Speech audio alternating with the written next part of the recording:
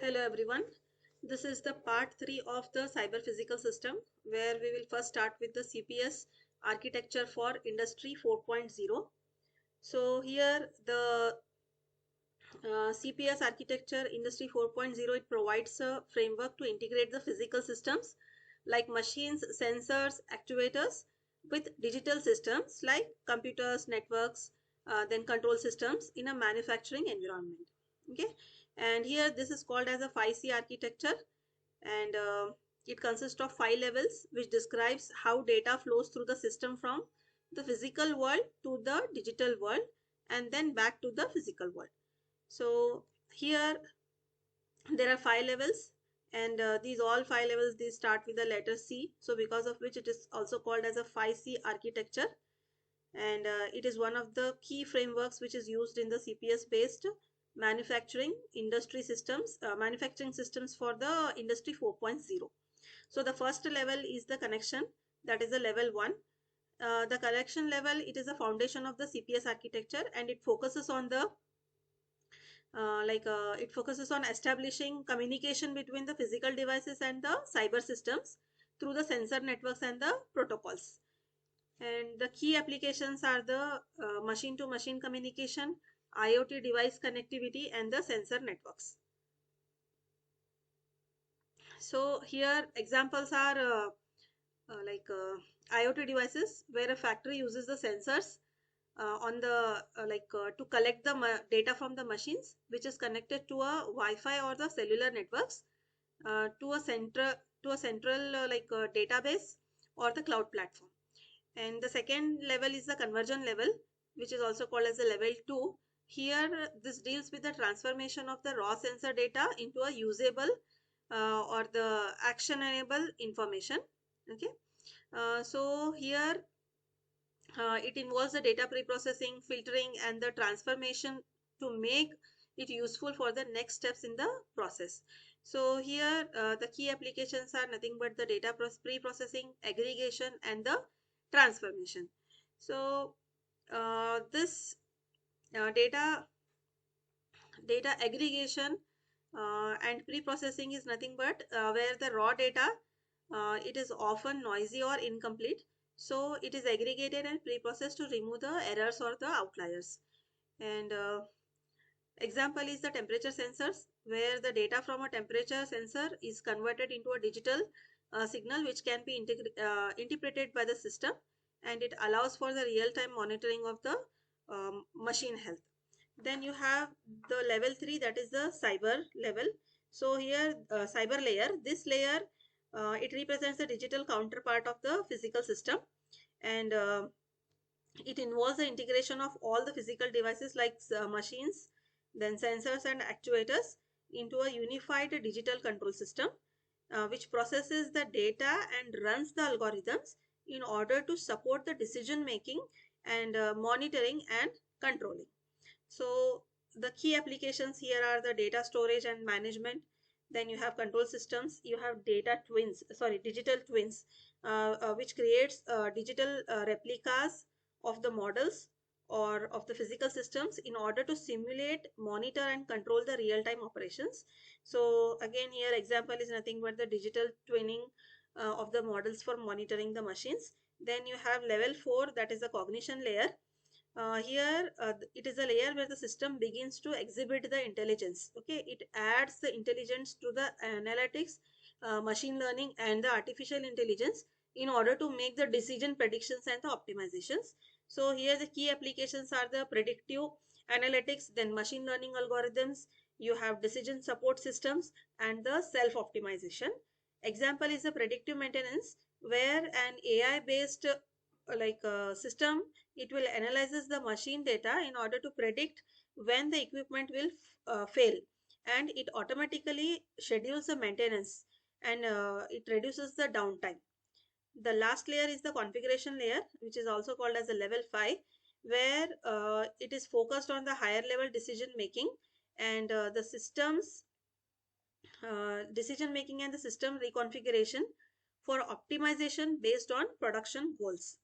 So here the key applications are the system configuration, then you have system optimization, you have human to machine collaboration, and the supply chain optimization.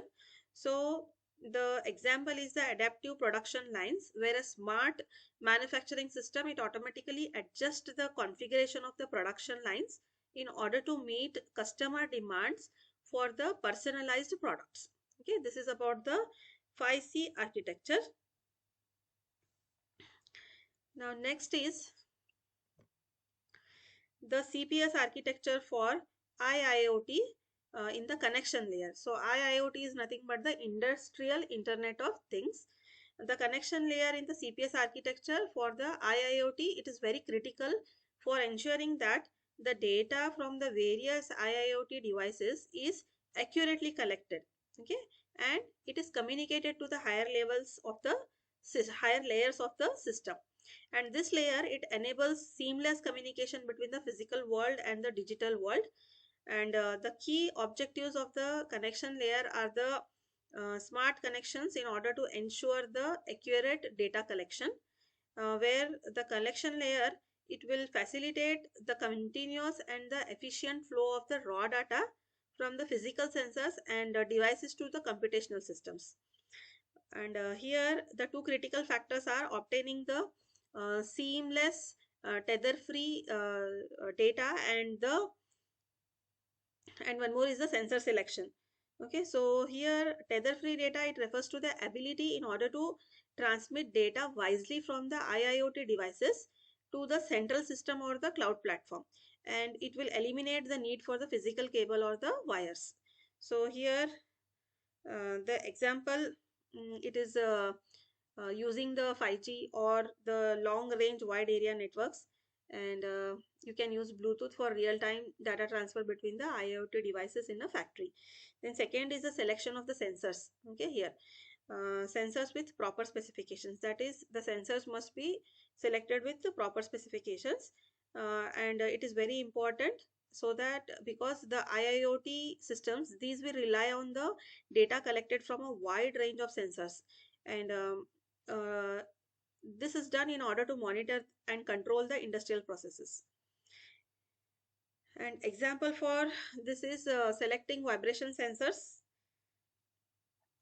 for the monitoring machinery health in a predictive maintenance system. Okay, that is in a smart manufacturing plant, vibration sensors are selected for predictive maintenance of the rotatory, that is rotating machinery like motors or the turbines, and these sensors need to be highly sensitive to small vibrations, that is small vibration changes, and they must be integrated wisely in order to send real-time data to the cloud-based analytics for detecting the anomaly.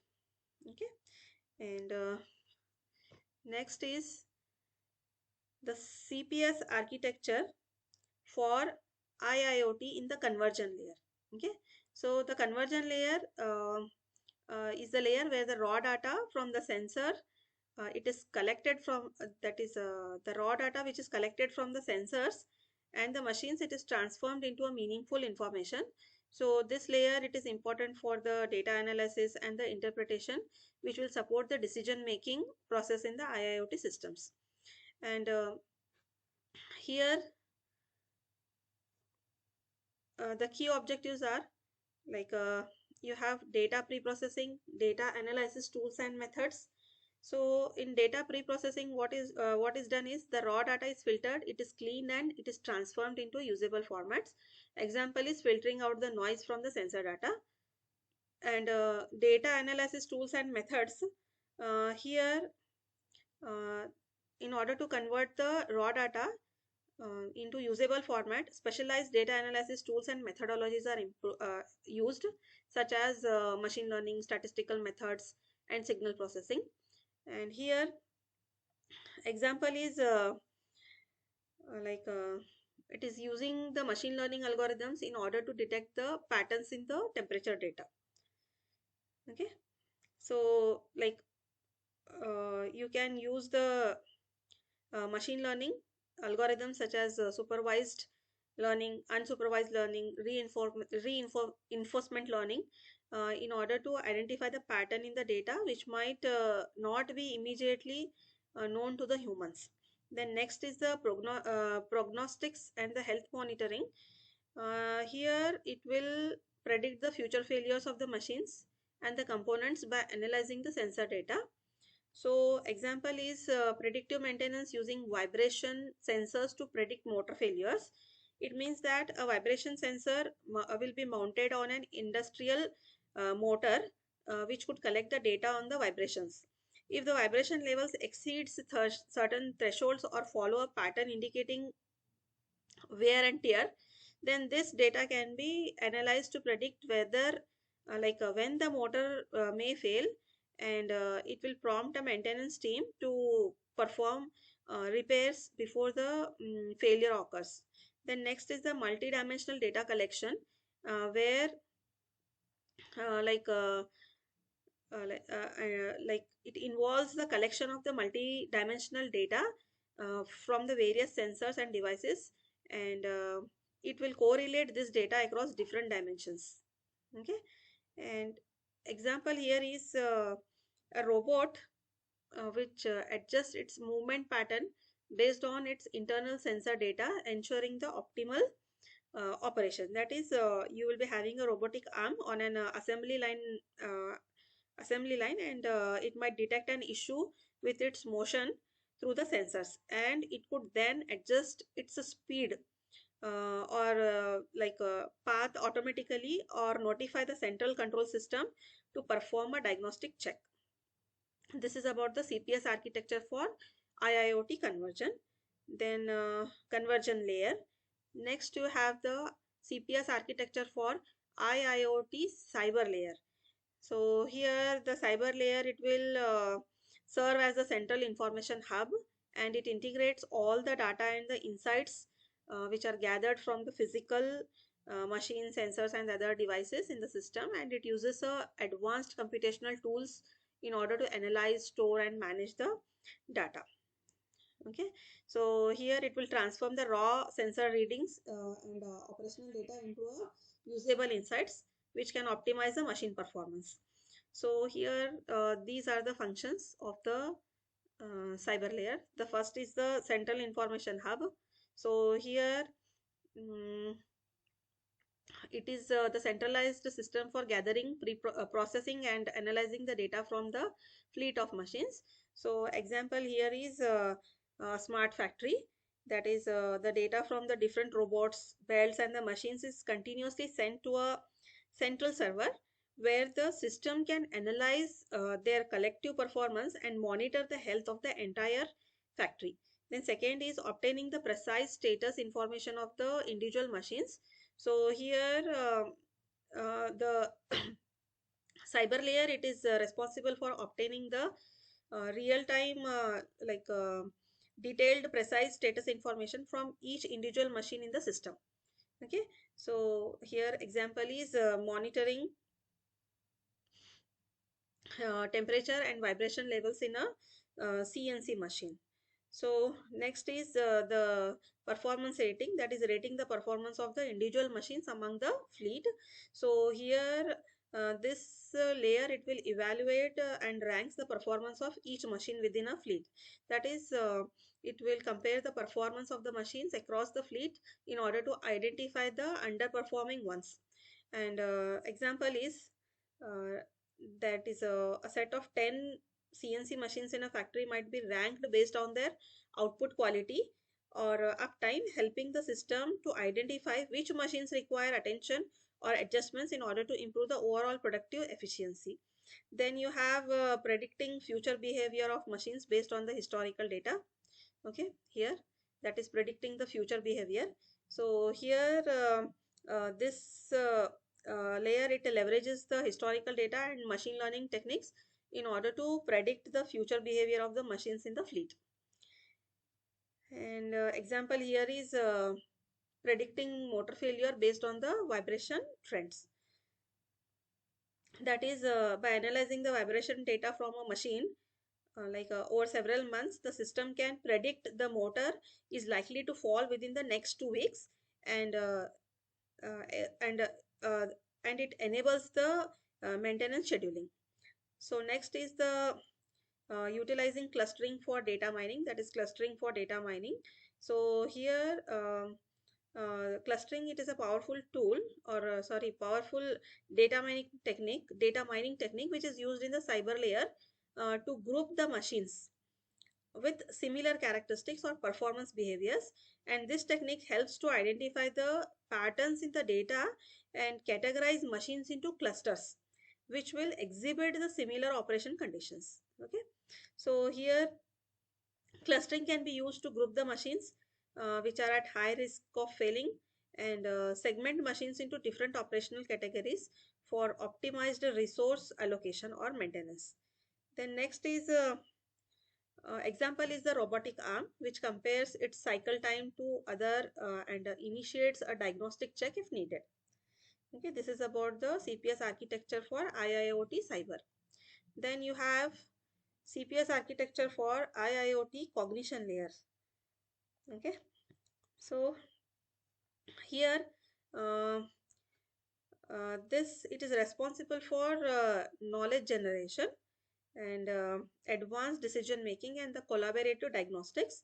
So this layer, it transforms the data and the insights provided by the cyber and the conversion layers into a usable knowledge or actionable knowledge that can drive the system optimization and improve the overall performance of the system or overall operational efficiency.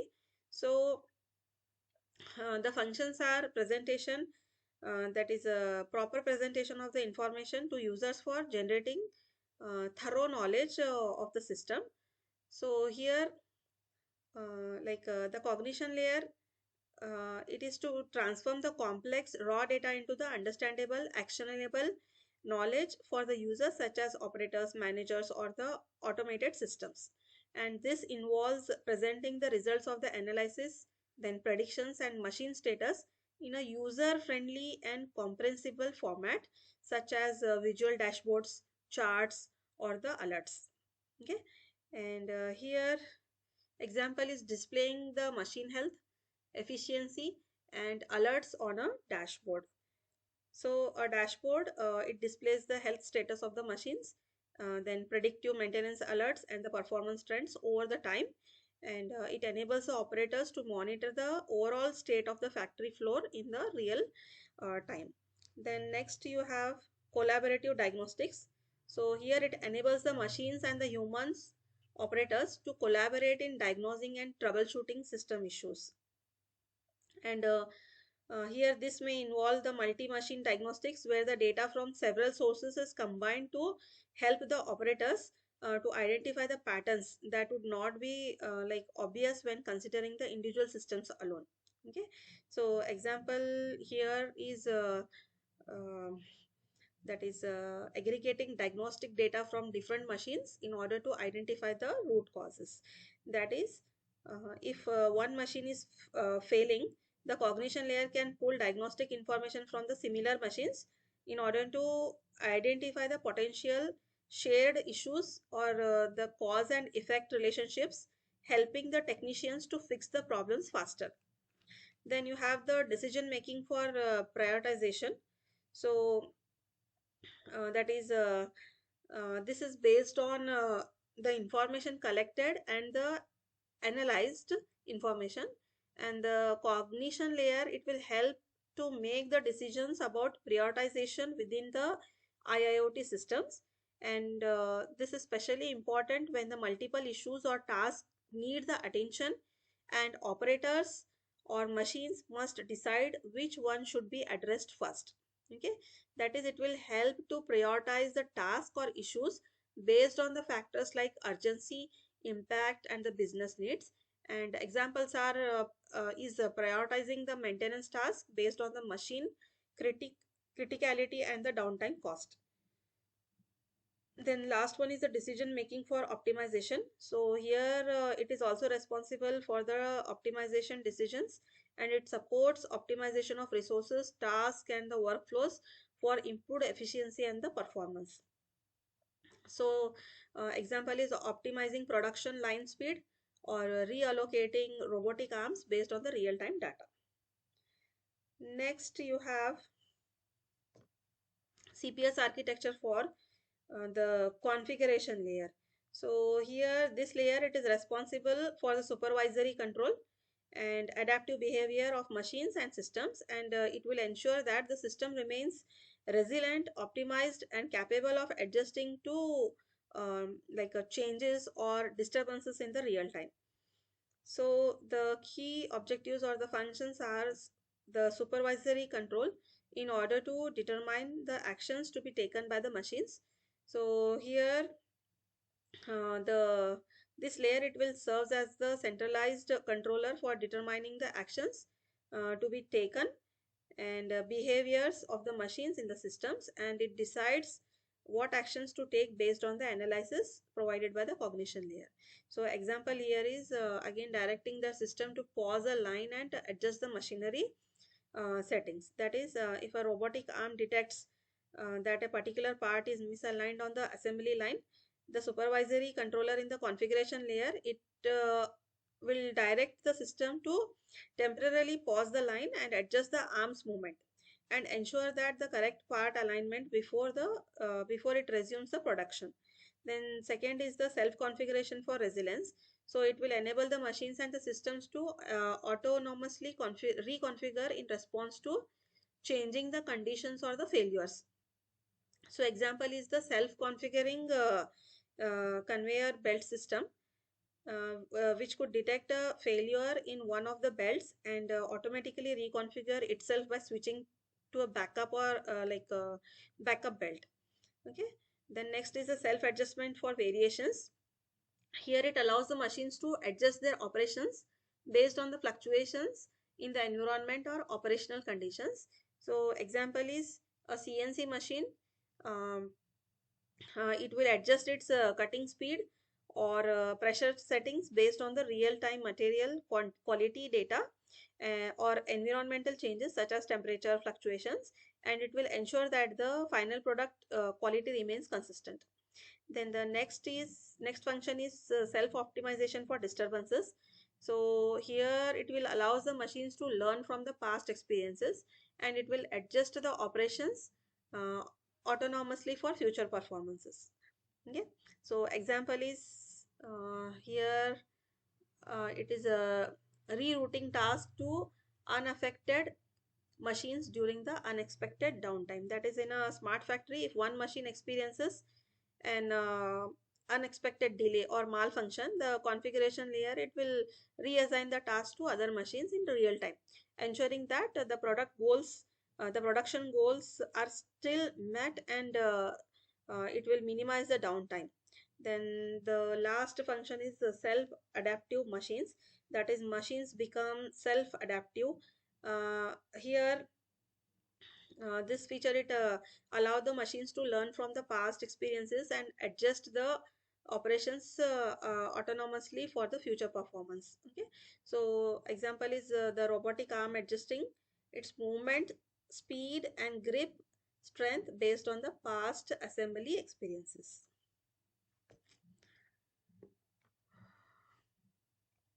So last is the challenges for CPS development. Here the first challenge is the safety, security, and the robustness. Okay. So safety, the CPS can operate in mission critical applications such as medical devices, automotive systems, industrial robots, where failure can lead to severe consequences, including harm to humans or the significant damage to physical infrastructure. Okay. So here these will ensure the systems operate safely and securely and reliably under all the conditions. Example is cybersecurity in smart grids, safe operation in autonomous vehicles. That is, in smart grids, a cyber attack could manipulate the control system and cause power outages, and it affects millions of peoples. Then second is the hybrid control system. Here, um, this involves both the continuous and the physical continuous physical processes and the discrete computational processes. and it requires the integration of continuous control, that is controlling, for example, controlling temperature, speed, and the discrete decision making, that is algorithm based control and decision making processes, and this leads to the development of hybrid control system. So example is in robotic arms, the continuous motion of the arm must be controlled in a way that complements the discrete decisions made by the algorithms, that is when to pick up an object or adjust the arm's position. Then third is computational and real-time embedded system abstractions.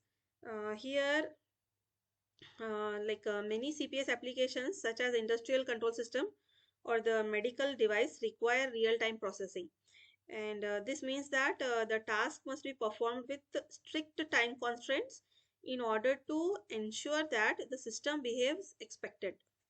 Okay, so here the challenges are like time critical deadlines, then efficient scheduling, and the resource allocation. So example is real-time control in CNC machines or the autonomous cars, which require immediate data processing. Okay, that is, suppose you have a smart car, and real-time processing is necessary for controlling the sensors and making decisions like collision avoidance, then lane keeping within the strict time limits. Then next is a sensor and the mobile networks. So here uh, the CPS, it will depend heavily on the sensors and the mobile networks for the data collection and communication and control, and this introduces the challenges around the quality of the sensor data, then the reliability of wireless or mobile networks, and the data synchronization. So here the challenges are the data quality, then network reliability, and data latency and the synchronization. So example is sensor failure in the smart cities affecting the traffic management or the street light control. The next is architecture and modeling. So designing the architecture of a CPS involves balancing the hardware and the software components and ensuring that the interaction is seamless and creating models that capture both the computational and the physical aspects of the system. Here the challenges are interoperability between the different subsystems, then developing model based approaches in order to design and verify the CPS. And example is modeling an automated factory to ensure machine interoperability and optimal workflow.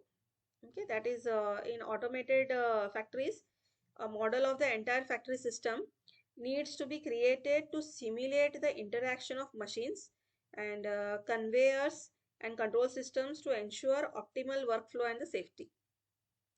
Then you have verification, validation, and certification. Here it ensures that the systems meet the safety performance standards and regulatory requirements through testing. Example is verifying the pacemaker performance for safety in medical environments, that is in medical devices like pacemakers. The system must be verified and validated to ensure that life critical performance in various scenarios from typical usage to failure modes. And the last is education and training. Here it will address the cross-disciplinary nature of the CPS by providing adequate training and the educational resources. Okay, so example here is specialized CPS curricula in universities or hands-on training in industrial automation system. That is